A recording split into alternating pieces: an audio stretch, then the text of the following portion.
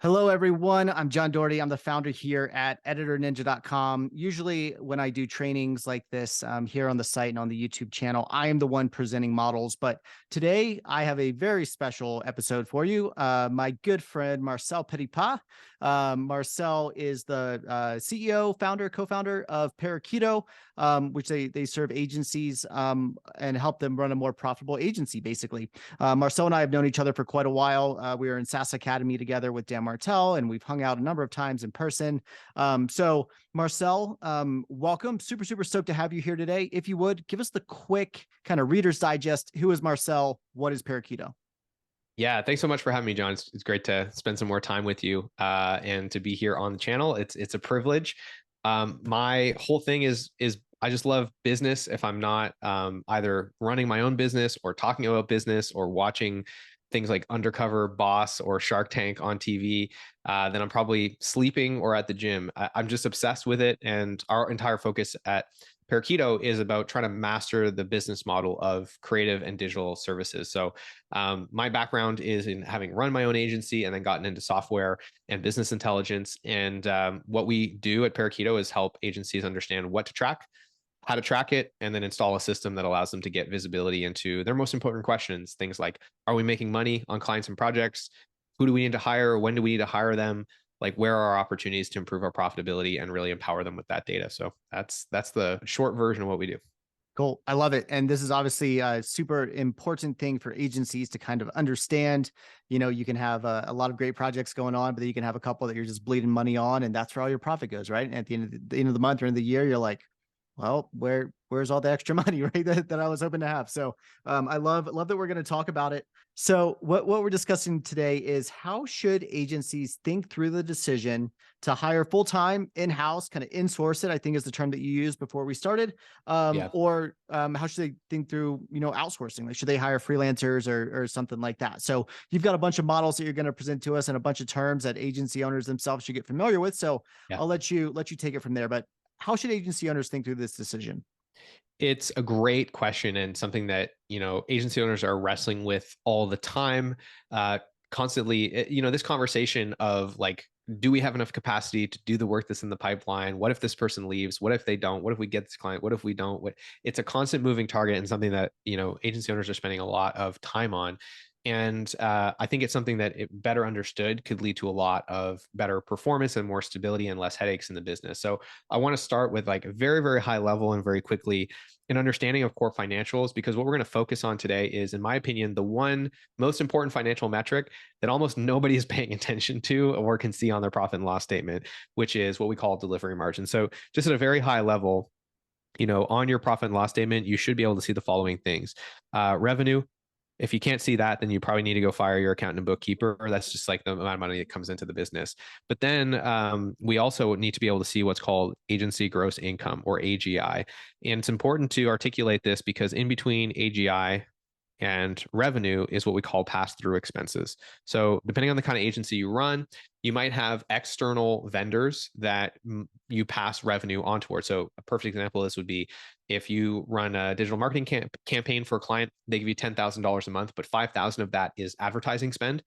That $5,000 passes through you onto Facebook. So your revenue is 10K, but your AGI is 5K, because what you're subtracting from revenue is your pass-through expenses. So you need to be able to isolate and remove pass-through expenses and know what your AGI is, because this is the true revenue of the business. And it's what we want to use for all kinds of profitability benchmarking going forward. So that's kind of the first thing to understand. And then the second thing to understand is your delivery costs. So let me just restore some of this stuff. So your delivery cost here, delivery cost, which is then removed from agency gross income and leaves you with delivery profit. And so delivery cost is what it actually costs you to get that thing done for a client. So you and I were having a brief conversation about this before we started recording, right? When you think about, I just sold a website to a client, you've got to think about how much time does it take from my team to get that website done? There's project management, there's account management, there's design, there's dev. What is the cost that we incur to get stuff done for a client? And on the P&L, this is going to be looking at all the salaries for those people that do client work, and then often some shared delivery costs. So that would be things like, a stock footage library that you subscribe to that you use across all your different clients. Maybe you've got like a GitHub account that you're using across all your developers, those kinds of things. You want to factor in and understand, like, what do we spend to get things done, so that your delivery profit, which you might think as a gross profit or contribution profit, helps you understand like how much money is left over after we get something done for a client that we then get to use to run the business and have a profit. And the relationship between these two things is what we call delivery margin. And this is going to be critically important for the purpose of this conversation. And then, of course, after that, you've got overhead, and then ideally profit at the end. And most people think that their issue is they spend too much on overhead.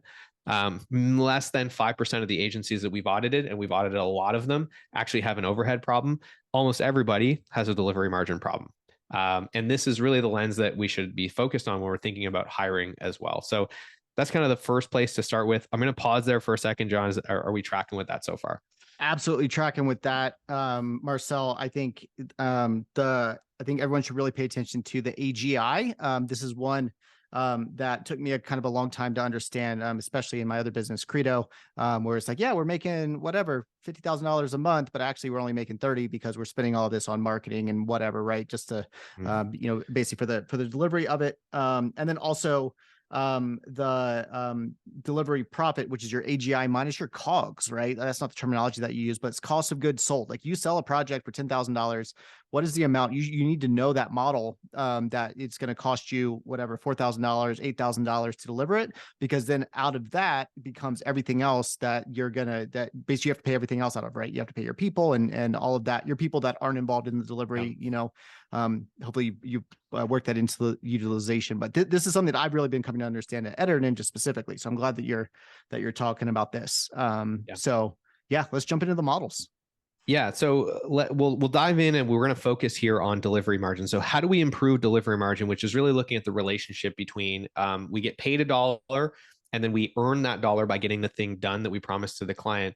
And we have ideally as much money left over as possible. And the higher our delivery margin is, the easier it is to run a profitable business, because most of us are spending about the same amount of money on overhead relative to revenue. Very rarely do agency owners go crazy here. Like you're not putting $1,200 Aeron chairs behind all of your employees. You probably don't have, like a massive office or anything like that. You're not spending like a startup that just raised a $10 million seed round. You're spending like an agency. So we want to increase delivery margin. That is the foundation for our profitability. And the formula for delivery margin is, as we saw above, AGI minus delivery cost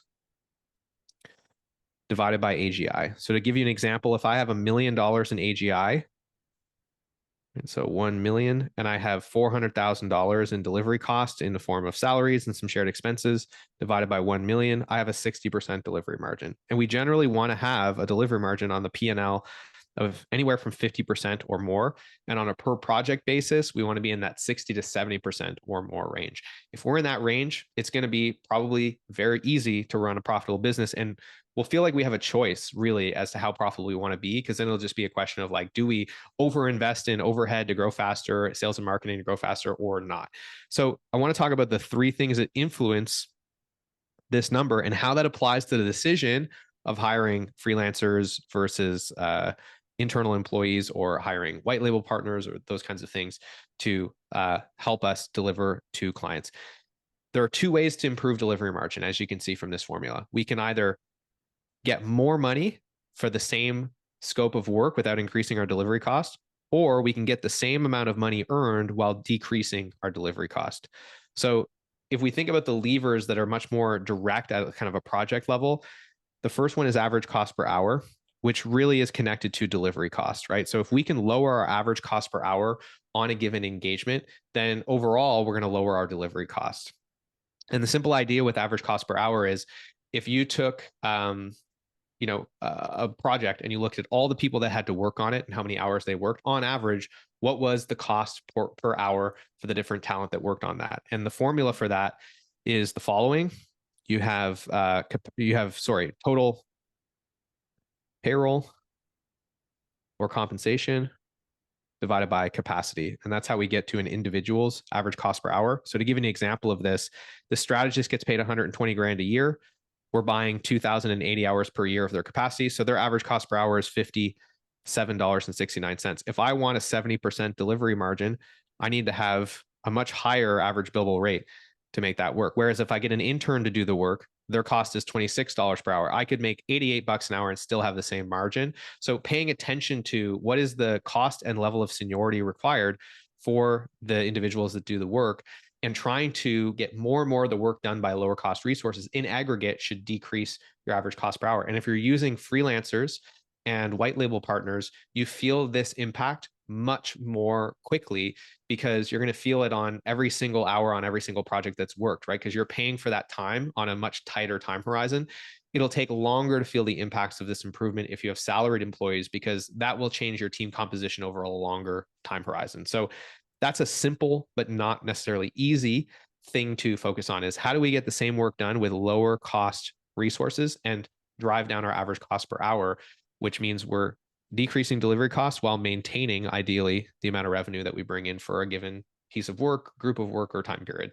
And this is where a lot of agencies can leverage different technologies, whether it's building out their own software or project management tools, like that sort of thing to, you shouldn't, and I say this all the time with editing, like we often see that the most expensive person is usually the person editing at companies. Like I've seen VPs of content editing, like proofreading content that their marketing team is building out. And I'm like, what are you doing? This person's making $300,000 a year, right? So they're like, what they need to be, contributing to the bottom line per hour is like, I mean, it needs to be literally like multiples, like 10, 20x what they're actually like the value of the work they're actually spending time on. So paying people the right amount for the type of work that's being done, but then also paying attention to, if you have two senior people doing, doing stuff, obviously, like a lot of challenges people have with agencies is that like, oh, they just put the lowest paid person on it. So you need to have a way to like make sure that the quality control is still there, having your training and that sort of stuff. But at the end of the day, I think you're absolutely right that there are many ways to decrease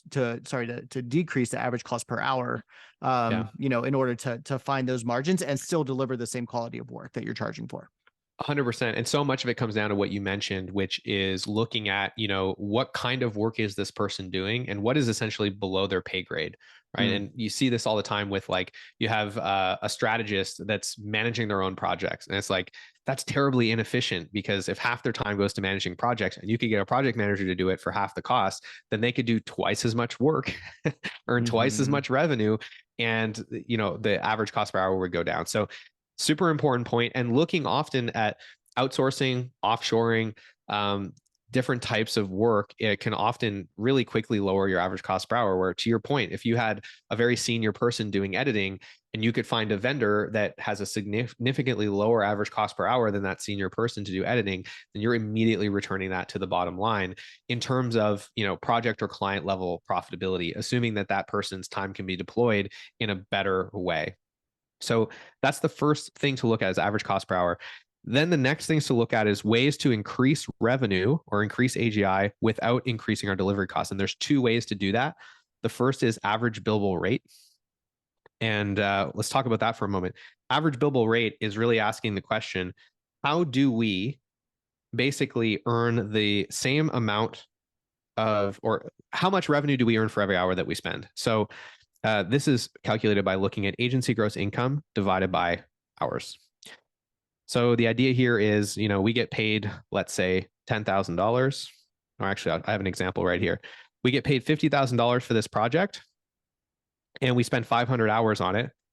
Our average billable rate is $100. So while this looks like our most profitable project in the sense that we get paid the most for it, it's actually our least profitable project in the sense that it takes us an outsized amount of time to get it done. And therefore we're averaging a lower average cost per hour. Whereas this project revenue, here, but it's also the highest hours. And so the ABR is significantly lower. Yep. And ask me how often I see that in the real world. Pretty damn often. All the time. Yep. Meanwhile, here we have a funnel build. It only takes us 50 hours to do this work. for 10 grand. Therefore, we get $200 per hour. So we're literally doubling the amount of money that we make for every hour. So think about that for a second. If you have a team right now that can do $10,000 in revenue per month with the time that they have available because they're averaging $100 an hour, if we only sold things that were averaging $200 an hour, they could now make $20,000 a month. We've doubled the amount of revenue that that team can handle with no change in their cost basis, no change in the amount of time that they're working, just by looking at how efficient the revenue is. And the thing that I see drive average billable rate so often is, of course, getting better at estimation, getting better at, processes and so on, because of course, there's two ways to do this. We can either charge more money or we can spend less time to do the same stuff. The most powerful lever in increasing average billable rate that I have seen has actually been outsourcing all of the things that are not core to the business. So one of the companies that had the highest average billable rates we've ever seen in an audit were an SEO agency. They only did strategy and account management. All of the actual SEO, the content writing, the editing, the backlink building was all done by white label partners. And so they would have these retainers that looked a lot like this. The client pays them 30 grand, only 10 of that belongs to them, but they were spending almost no time to earn that revenue because all of the high risk and high volume work was outside of their four walls. So they were wildly profitable and wildly efficient from the perspective of average billable rate, because all they did was the highest leverage stuff, which is strategy and managing great relationships with the client, and everything else got pushed out. So well, and they also did a third thing, which is actually getting the client, right? Getting and keeping the client, which is like arguably the hardest thing, right? Like SEO is easy. I did it for 15 years professionally. It's easy to deliver, right? If you have a system for it, but getting the client, retaining them, keeping them happy, and like helping them get the results, like that's the real hard work there. So yeah, that totally makes sense. I also want to say, I want to clarify just real quick, Marcel, that because some people might ask the question, the average cost per hour, that's total comp divided by total capacity, potential available like capacity, right? So 40 hours a week, 2,080 hours a year, versus AGI is actually the number of hours worked, not capacity available. So you are going to end up with two different numbers there, right? Sorry, I want to come back to this. Can we repeat the question? I want to make sure I understand. Well, I'm just clarifying that that ABR it's your AGI divided by hours, like the hours actually required to deliver Correct. it, versus your average cost per hour is your the total comp divided by their potential capacity, right? And I wouldn't even put 2,080 because most people at best are like 70-80% utilized. That's where most agencies tend to operate, just so they can have some overflow and that sort of thing. But you're also kind of the expert here, but I'm glad you brought that up, because that is, I don't want to go down this rabbit hole too much because it's not super essential to this, but that is one of those precision versus accuracy traps that people fall into all the time with metrics like this, where that sounds like it's more precise, because you're right, people are only going to be 70% utilized most of the time, but it's actually not the right time to factor that in. We want to do our average billable, our average cost per hour based on gross capacity, because we're going to factor in that loss when we look at utilization as a separate metric. And trying to include it when we're measuring average cost per hour makes average cost per hour more expensive to measure. And then it also makes it less consistent, because if somebody's utilization rate is changing, then their average cost per hour will change too. So it makes it actually harder to get an understanding of how profitable was one time period or one project or one client when we compare across. So you're right, we want to think about that, but the question is, when do we want to do it? So it might, exactly. So it's when do we apply that complexity? And anyway, that's a sidebar. Cool. Well, I think you're going to go into utilization, right? So this is the perfect time to go into that. We're about to dive in. The last thing I want to say about average billable rate and average cost per hour is that they can be used as a proxy for delivery margin. So if all you know on a project or a client is what was my average cost per hour and what was my average billable rate, you can run the same formula as delivery margin and start to get a rough idea of what was my delivery margin on this project. So just to run you through an example of this, if you had an average billable rate of $150, you had an average cost per hour of 46, then you do the same math, right? So 150 minus 46 divided by 150. And that tells you, okay, we probably landed in the 69% delivery margin range. So you can use this as kind of a rough, really inexpensive way to start getting a sense of what your margins look like across different clients without having to do a full, financial analysis. All you need is the amount of money, and the amount of hours and who did the work. And you can start to get a sense of this stuff. So it's a nice little hack, if you will, to start getting an understanding of what that's looking like. So let's I talk like about it. the last one. And this one's probably most relevant to this conversation of in-source versus outsource, which is utilization. That is another one that impacts the amount of revenue that can be earned in a given time period without changing your delivery cost. This is asking the question of all the time that I'm buying from people, right? We look at gross capacity. I buy 2,080 hours of your year, John, in exchange for a full-time salary. How much of that time is spent earning my average billable rate, getting deliverables done for clients, which moves revenue onto our profit and loss statement and basically is productive time. So the formula for that is going to be delivery hours, which you might think of as billable hours. They're slightly different, but they might be the same in your mind. So delivery hours over capacity. So as an example here, if I've got a person that has 160 hours of capacity in a month and they spend 100 hours doing client work, they were 62% utilized. If I have a person that has 80 hours of capacity and they spend 50 hours, they were also 62% utilized. So this is how you might run a report to get an understanding of these things. So if we are in this situation, John, we're going to do a pop quiz. We have a certain amount of capacity and we have a certain amount of available delivery hours that we've sold, right? So we know we have this many delivery hours planned and our utilization target is here. We've got a gap to fill. We don't have enough hours to hit our target. What can we do? What are our two options to close this gap? Oh man, good question. One would be hiring cheaper people so offloading some of the things that the people are doing that is basically below their hourly rate. So delegating or replace themselves in that.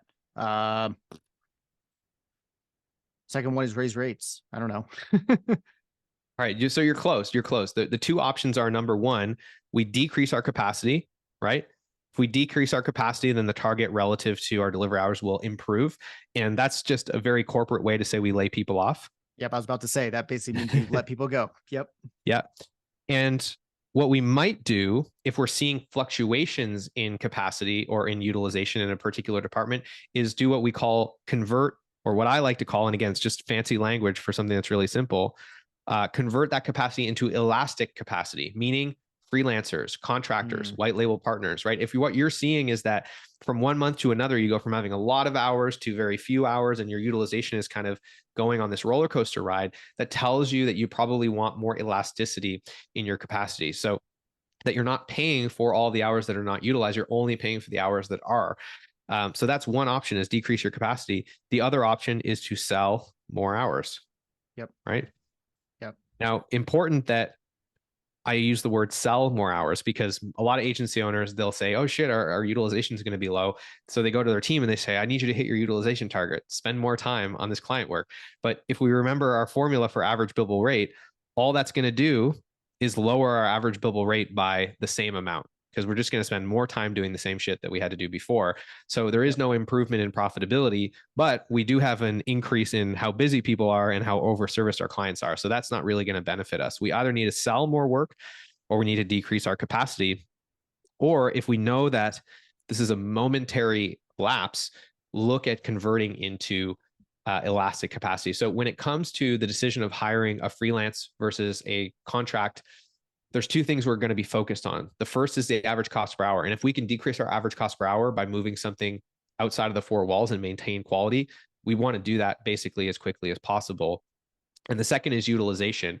If we can improve our utilization or make up for a massive delta in utilization or a massive fluctuation in utilization by moving something outside the four walls, even if we're paying a slightly higher average cost per hour, it's likely still going to be more profitable to do that than not, because we're not going to have to pay for all of the unutilized hours that we might have with a full-time resource or even a retained resource internally. So that is at the high level. Is there a fourth one here, levers. Marcel, of basically, I mean, auditing, like, I mean, I think this is exactly what y'all do to a point, but auditing each individual project and saying like, wow, we're spending a ton of, track all those hours, and like, wow, we're spending way too much time on an SEO audit. We budgeted in 10 hours and we're spending 30 hours on this like SEO audit. So like, we need to do two things. One, we need to charge more for future audits. And number two is like, if we're doing ongoing, so you're doing an audit for a customer every month. I don't know why you do that, but let's just keep with the example. Next time you're only spending 10 hours, right? And like, how do we get this down to like the number that we've actually like specified? So you can also kind of realign like the amount of work that's going into it. So 100%. And this is kind of where we have our flywheel model, where we have estimates and we have actuals, and reporting on these things is critically important, right? So we get data, and then what we do with that data is we sit down with the team and we run reporting and meeting cadences, right? So we have reports and meetings, which leads to process improvement. So that's kind of the virtuous cycle of saying, okay, we create these estimates, we see where things are going well, where they're not going well, and then we sit down, we talk about it and figure out why. Why did this go super good and we were way under budget and the client was thrilled? What can we learn from that? And then why did we completely go over budget on this project? What did we not expect? What happened? Did we miss something when we were scoping it? Should we just adjust these estimates because they're not accurate and it takes us more time? Is there something about our process that's messed up that's forcing us to take more time than we want to? And it's in kind of running this process in perpetuity that we close those gaps and tune the business and make profitability kind of a part of the muscle of the business, as opposed to something that we think of as an event. And all of these metrics, measuring those three levers, is really kind of the starting point for effective reporting and meetings. Because imagine if every week or every month, even, you sat down with your team and you looked at a report that told you this information, right? Here's all the projects we worked on. These are the ones that had good ABRs. These are the ones that had bad ABRs. Let's learn what we can from the good ones. Let's learn what we can from the bad ones and just try to move this number up and to the right. If that's all you did, imagine how much insight would come from that, especially in having your team who's in the grassroots be involved in that conversation. So that's the power of using these kind of very simple numbers to get very powerful insight. Yeah. And I'm going to go, and I'm already thinking about how do I create that report for my own business, for Editor Ninja, for like per customer, how many words, how many docs, average calls, like all that stuff, to actually like start getting this on a per project basis. It'd just be so like illuminating. The final thing I will say, though, one thing I did want to point out from what you said earlier, and then I'll let you go because I know you got to run. I really appreciate all the time, is you were just showing that one with the funnels, where like funnels are $200 an hour, right? Versus like building a website is $100 an hour, for example. The one thing to take into account is like, your ABR is 200. That number, and I'd love for you to correct me here, Marcel, but this is the way I think about it, is that number is going to go down as you scale, right? Because you're only spending 50 hours, you can sell it for 30. So you're going to, so you can go and sell 10 of those, right? You only have to sell 4 websites to make the same amount as selling 9 or 10 of the funnel builds. But the 9, 10 funnel builds is probably going to involve more management, more project management, that sort of thing. So some of those costs, there are certain costs like overhead, the management, the client management, the project management, all that stuff that go up as you get just into more like quantity, right? Just like net new like accounts, net new builds, that sort of thing. I'd love to hear how you think about that, because that's how I factor it in for my own business. Yeah, potentially, but all of that time should be included here, right? So it's possible that there is the opposite of an economy of scale.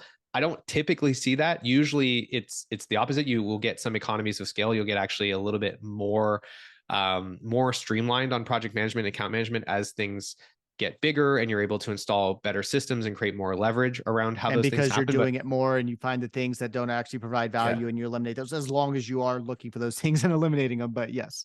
But what you raise is really important, which is what qualifies as delivery hours. And I see this mistake all the time, where that time is not included in delivery hours because it's not seen as being air quotes billable. And what's important is when we talk about a delivery hour, and this is why I kind of mentioned earlier, it's not the same as a billable hour. A delivery hour is any time that is required on clients for anything, regardless of if it's billed, regardless of if it increases or decreases the cost of the client.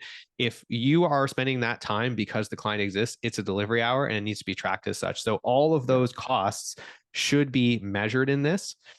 And then overhead, usually, again, we're looking at anywhere from 20 to 30% of AGI is going to overhead. And that should be reasonably consistent as the company scales. So ideally, as you add more projects, yes, your overhead's going to scale, but it should scale in a relative fashion. So again, if your delivery margin is 50 or 60%, you've got 20 or 30% as profit. And that's kind of the game, is trying to maintain those ratios as things improve, but making sure that you factor all of those delivery costs in here is critically important. So I'm glad you brought that up. It's a good observation. There's one last thing I want to speak to, which is really specific to this question of like, and I want to make it very objective, how you know if you should hire a freelancer or not. And I want to talk to utilization targets, because I think this will help make it a really, really direct conversation. Pure producers on a weekly basis, you generally want to have enough hours for them to be in the 75% or higher range. Delivery managers, this would be things like, if you have like a head of design or a VP engineering, or maybe a head of account management, if you can get them into the 35 plus range, that's great. And then anyone else in the business, the salesperson, the HR person, or you're going to have some people that are not billable at all. Anything above 0 is a bonus. The important thing here is that as an agency on a weekly basis, you want to be able to get to 65% plus utilization. That's across absolutely everyone. So even if you have a salesperson that is 0% billable every single week, you need to include their capacity in this calculation, because what we want to understand is, how is the whole business utilized? And if we have a whole bunch of non-billable staff, we need to see the cost of that reflected in this number. And so that comes back to what we are talking about earlier. And this is simply AGI minus COGS. So $100,000, you have a $5 million a year agency, so 400,000 a month, let's say. Then so $100,000 a week is what you're making. So you should only be spending 35,000, max 35,000 a week on delivery. Is what you're saying. Yeah, if we're thinking about delivery margin on the P&L, like, you want to be no higher than half of your AGI spent on delivery, and no higher than 30% on overhead. That should leave you with 20% left over. And then in terms of a utilization, and this number is utilization. So 65% of the total hours should be available. That's right. Should be billed. Yeah, or everyone's hours should be billed. And then on an annual basis, you're going to drop that number by usually about 15% to account for holidays, paid time off, et cetera. And again, pure producers should be able to get to 60% or more, delivery managers 20% or more, and the whole agency should be at 50% or more. So if you're seeing like, hey, we have a designer and their utilization is bouncing around between 20 and 55%, it's a pretty good sign that like that designer should get outsourced. Editor, whatever the position is, if you don't have the hours coming in that you can kind of start to see them getting into this range, it probably shouldn't be a full-time hire yet, because it's going to be unlikely that it will have a positive return on investment until you get into that range. And just to kind of talk through how these things come together, because we talk about these things and they're a little abstract and it doesn't seem that significant, but just to run through an example here. If I have a team with 10,000 hours of capacity, they're utilized at 50%. That means 5,000 hours are going to be basically productive. And we have an average billable rate of $100. That means this team can earn 500K in that time period. If I have the same team, same capacity, but I increase that utilization to 60%, I keep the average bill rate the same. Now I can earn $600,000 in that same time period. So that's an extra $100,000 in profit, assuming that none of my other costs changed. And that's pretty significant. Now, last week, I have 10,000 hours of capacity. I utilize it at 60%. And now I have $125 per hour in average billable rate. That's maybe a slight price increase, maybe a bit of efficiency. I'm now earning $750,000 with that same team. So I've just gone from 500K in revenue in that time period to 750K in revenue. Think about that as a percentage of 500K. That's a substantial improvement with just a couple, 10% here, a small bump in ABR. And let's imagine in this scenario that this team has a delivery cost of 300K, right? So in this case, we have a delivery margin of 40%. Here we've got 50%, and here we have 60%. And if we think about our overhead as kind of always being 30%, right? So if we spend overhead is, let's say, 30%, my net profit has gone from 10 to 20 to 30, but actually it's gotten better than that, because 30% of 500K is substantially lower when we're talking about 750K. So we could do one of two things. We could spend a lot more money on overhead and still have a higher net profit margin, or we could just let all of that go to the bottom line. So there's this compounding effect to improving these metrics and looking at the business from this perspective. And so, Mhm. especially when it comes to utilization and when it comes to thinking about like where are we consistently underutilized, or where do we consistently have massive fluctuations in the amount of time that it takes, or it's just not a thing that we're good at, or it's not our core competency. Start to look at opportunities to push those things outside of the business. And in my experience, the businesses that do the best on these two metrics are the ones that know their strengths and focus on their core competency and push the other things outside of the business, or look at new service offerings and use outsourced labor to validate those service offerings and make sure that they're rock solid before they start bringing these things in house. So using that as a way to de-risk and validate things. So hopefully that's been insightful, John. Of course, I'm happy Yeah. to answer any other questions if you got them, but Yeah. that's my point of view.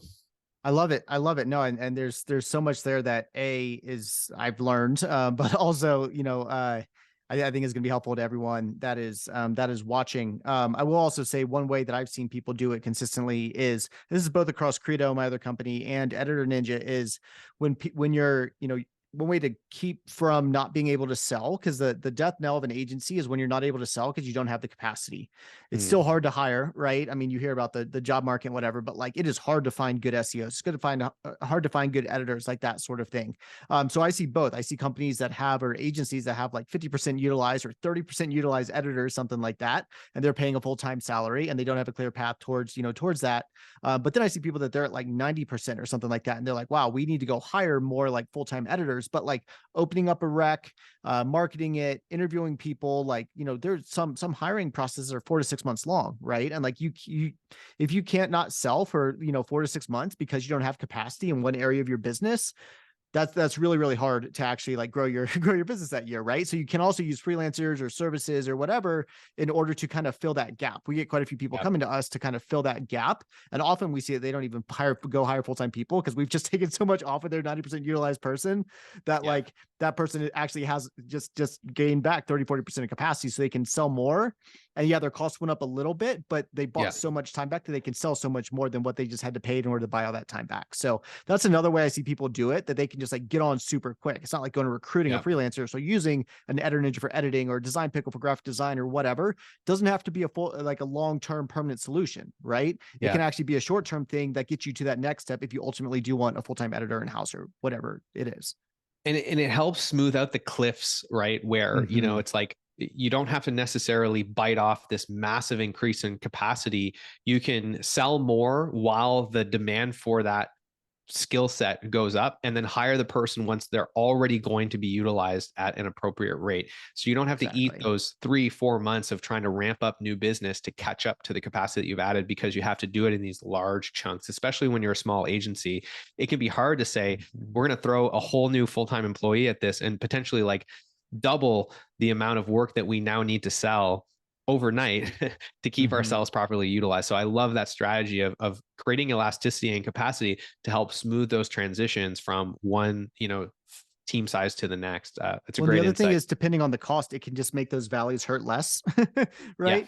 Where like if you're just paying significantly more, you're paying like 15 cents on the dollar. Like, yeah, it's still gonna like hurt a little bit. You're still like giving away some margin there, but at the same time, it's also not gonna hurt nearly as much, right? To the tune of like multiple thousands a month, often is what I see. So, 100%. but yeah, it's elasticity. It's often just paying the market rate. Honestly, you just end up not overpaying, and obviously, like, people are involved in, we never want to talk about layoffs, never want to have to do layoffs, like that sort of thing. But there are ways to, even moving, like I've seen people move a full-time person that's 40% utilized, move them to a 1099, right? Move them to a Yep. contractor. They stay like same utilization. You pay them a little bit more because now they're funding their own healthcare, at least in the States, right? They're funding their own healthcare, that sort of thing. But that person can now go and get a couple more clients. They end up making a ton more. They're not bored at work, right? And you're also paying, you end up paying less. You're not paying for 100% of their time. You're paying for like 50% of their time, even if you're only getting 40. It's a very common way Yeah. to do it. And that's another great way to reduce costs and still keep great people around.